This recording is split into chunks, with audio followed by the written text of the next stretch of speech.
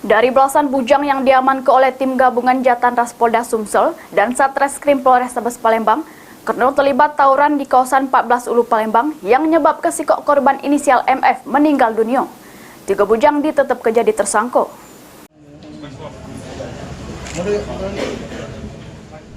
Susudem ditangkap oleh tim gabungan Jatanras Polda Sumsel dan Satreskrim Polrestabes Palembang karena terlibat tawuran di kawasan 14 Ulu Palembang yang menyebabkan sikok korban inisial MF meninggal dunia. Dari hasil pemeriksaan 3 bujang yang ditetapkan tersangka, yakni Andri Afriansa alias Wa'ye 19 tahun, M. Rizky Satria 18 tahun, dan Reza Pahlepi 19 tahun.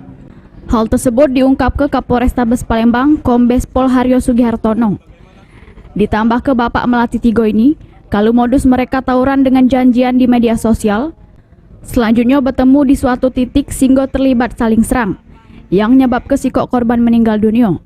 Untuk peran ketiga tersangka ini, yakni Andri sebagai eksekutor yang membacok korban, lalu Rizky yang membantu Andri, sedangkan sikok lagi Reza Pahlepi selaku admin yang nyiar ketawuran tersebut secara langsung dan juga DPO kasus curas. Modus operandi daripada tawuran itu awal daripada komunikasi melalui media sosial yang namanya IG.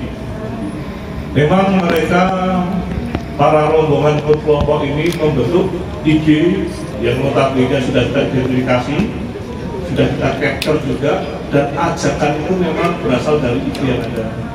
Tentunya sebuah media sosial ada pihak yang berfungsi ataupun dia sebagai admin guna menyebarkan informasi-informasi berkelanjutan kepada rekan-rekannya.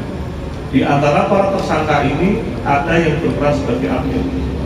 Oleh karena itu, tentunya kita nanti ke depan kita juga lapis tindak pidana yang ada dengan undang-undang yang terkait tentang elektronik teknologi dan informasi.